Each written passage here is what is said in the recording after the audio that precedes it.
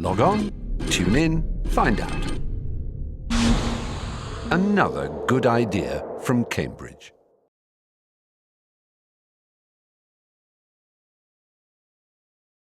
Well, it's a great pleasure, Jeremy, to see you again after these years in Cambridge here, and have a chance to ask you one or two questions about your career in anthropology. You were born in 1928 in England, and you are the author of a number of distinguished works on saints and Faroes, Hal Farouk and Friends of Friends. This is why we wanted to talk to you. You were educated in the United States, where you read French and economics. How is it that you came to be an anthropologist? Well, I think probably two reasons. The fact that I was an outsider for many years, both in the United States. I was the Dutchman because I had lived in Holland. My father was Dutch. And then when I lived in Holland, I was the American. So I was always an outsider looking in. I think that was the first thing that made me start asking questions about why people are different. So you had the comparative perspective, if you like, built in at a very early age. And secondly, the work I had with CARE, which is an American relief welfare organization, and with them I was stationed in Philippines, Japan, India, and eventually Malta, and also very much as an outsider looking and having to deal with people whose customs I knew very little about, but in order to do my work properly I had to learn more about them and spend time talking to people, but also reading, and then also meeting anthropologists in the field. And one of the supervisors I had when I was in Japan had studied for 3-4 years with Boas, and told me, well, things that I was interested in were anthropological questions. And I suppose again another influence was Lawrence Wiley, who was the author of The Village in Vaucluse, who was my French teacher at Haverford College, and became interested in the social aspects of what makes French people different from Americans. So these were some of the influences. You mentioned Wiley. Were there, and Boas, who do you think among anthropologists, living or dead, has influenced you most in your work? But the first books I read on anthropology, I was stationed in Malta at the time with CARE, and the only thing available in the library there were a book by Carlton Kuhn and Kimball, Kuhn and Kimball on human interaction. It was a textbook, and they had very much an interactionist approach. But I think, and that I read because there was nothing else to read, and that was 2 years before I left CARE and studied anthropology. I think that was an important influence, although something I became aware of much, much later. And in terms of the teachers, living or dead, I think, I suppose the most important influence in many, many respects is Raymond Firth, who ran the seminar that I attended for 2 years at the London School of Economics, 3 years really, although he was away one of those years, several months. And the work that I read when I was a student, and his works when I read them didn't influence me as much as the questions and the sort of orientation he had in the seminar. But of the books I read, I think the one I, in retrospect, found most important, and I've reread, and is Edmund Leach's book, Political Systems of Highland Burma, in which I find you have, in embryo form, very much what I think of as a transactionalist approach, looking at not necessarily moral systems and rules of residence as something God-given, coming down unchanged, but very much influenced by people competing for prestige, power. And his other book on Sri Lanka, Polilia, but particularly political systems. I think those two, if I can look back, and then later, of course, Barth's work, but that was 1963, his Models of Social Organization I had read, and theoretically was very interesting, and was tied in with my own interests. And again, those interests are congruent with an approach that Leach had in I think, in political systems, and that came out constantly in the sort of questioning what's in it for them, why do people do things like that, the why question that Firth continually asked at seminars. With your interest in and your travels around the rest of the world, it was rather strange that you settled to become one of the founding fathers of Mediterranean anthropology. You and the recent book I read, you and I think it was John Davis were the founding fathers of Mediterranean anthropology. How is it that you settled on Malta, and why did you choose to work there? Well, that was a coincidence. I mean, the last post I had with CARE was in Malta. In Malta, life was comfortable. It was a very pleasant, small island. And when then I left CARE to do field work, or to do graduate work at the London School of Economics, and then was able, wanted to go on into the field. And my first interest was, in fact, Libya. But the logistics of daily life for someone with, we had 2 children at the time, and an extremely limited budget, because I was financing myself through university on what I had saved while I was working for CARE, made it not very feasible to work in Libya. It was too expensive, and the health situation was such in the field that I didn't feel like risking my family's health to bring them into the field there, which would have meant a split family and an expensive sojourn. So Malta was a place that was available. My relations I had with the colonial office were good enough for the lieutenant governor there at the time, and so I put in a grant for the SSRC, and they supported me, and with the very shrewd coaching from Lucy Mayer, who was one of the examiners, and I was lucky enough to get it that year. So that's how I went to Malta, and later I went, the year after I finished my thesis, I went to Sicily, and it was then to do some work on a community development project that was staggering, and they wanted advice from an outsider.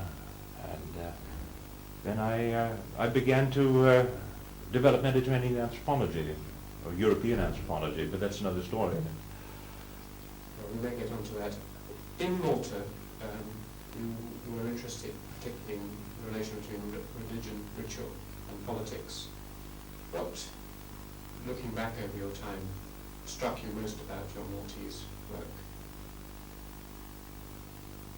Well, the theme that I have, I've returned to 2 themes constantly in what I've written subsequent to that, and that is the importance of and structure of factionalism, and the second one is the way in which patrons and brokers operate. Both of these themes were very much in evidence in Malta, and something, especially the patronage and the friends of friends bit, is something that I had come in contact with as a a welfare development bureaucrat in various developing countries, and learning that you had to work through people like that, friends of friends, contacts, people who could introduce you to the minister and pull forward a file from a whole stack of papers, that you needed intermediaries to, and people who were on your side in a bureaucracy to achieve things. So I had, in a way, been socialized into the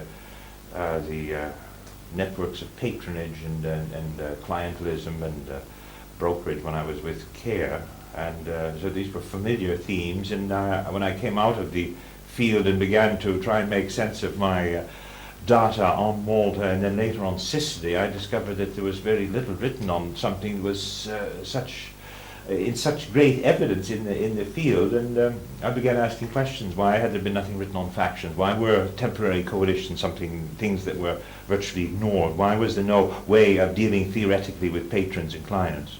And so this grew out of both my CARE field work, if you like, and my own field work as an anthropologist in both Malta and Sicily.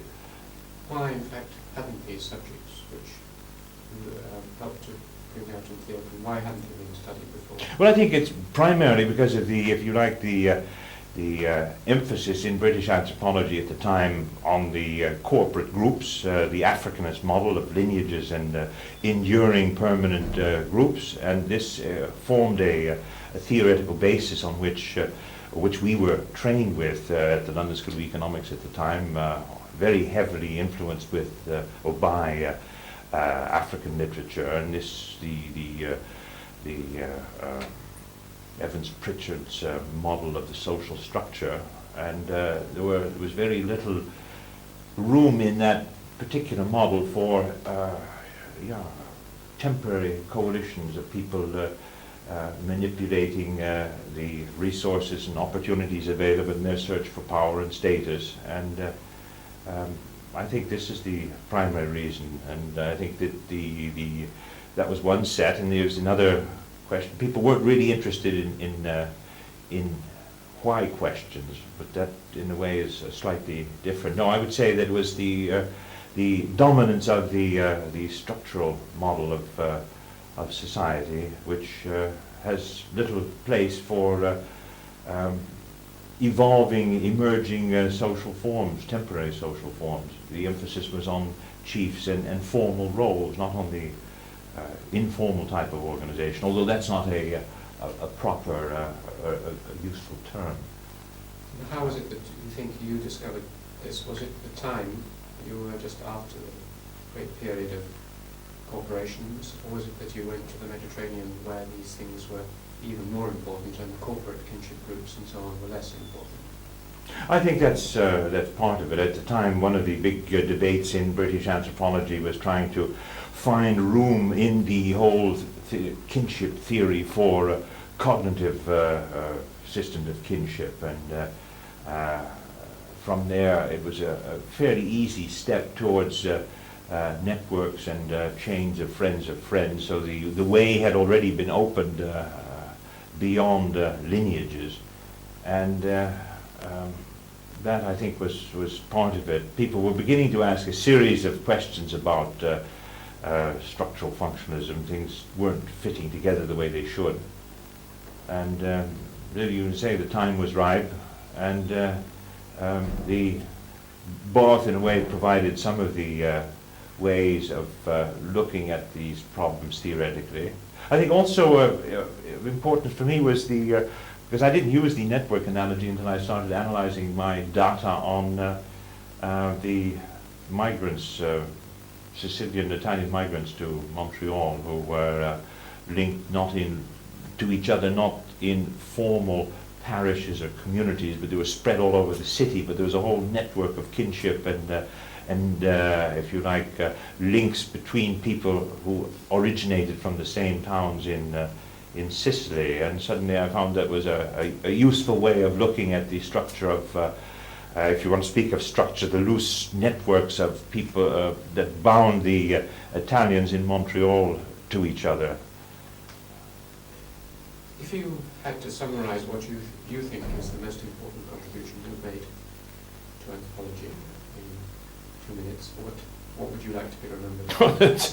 That's so far? A nasty question. I don't know. I think factions, brokers, and ultimately, I hope also the legitimizing an interest in the anthropology of our own society, of Europe. And I think I feel very strongly that anthropology is the study of all mankind, not simply primitive, non-Western, archaic man, but also people around us. And this is something that I have worked hard on in Holland. Anthropology of Europe is a legitimate field of interest in Holland, and I think this is a very important opening that anthropologists in the Netherlands have to finding employment opportunities in their own society as anthropologists, looking at problems not only of minority groups but also essential problems within their own society, simply because you need more than a background in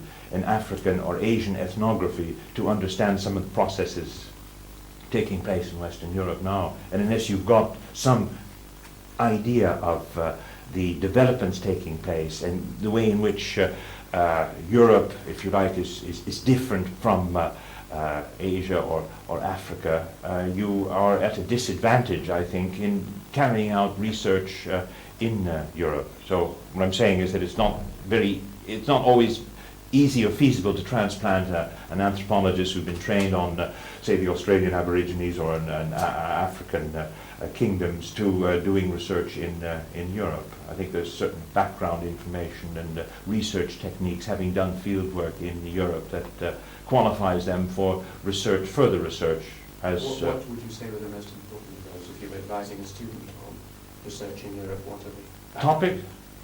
Well, the background factors that you mentioned. Well, I think part of the background factors is an awareness of the history, the way Europe is developing. A number of the trends in Europe, I think, are very important. Having also looked at in education at a number of the trends. At the moment, for example, I'm looking at a new development. I think it's a new development of the emergence of small entrepreneurs in Western Europe. Their numbers are not decreasing the way the Marxist or the macroeconomic model said they should be. In fact, there's been a new discovery of the economies of small scale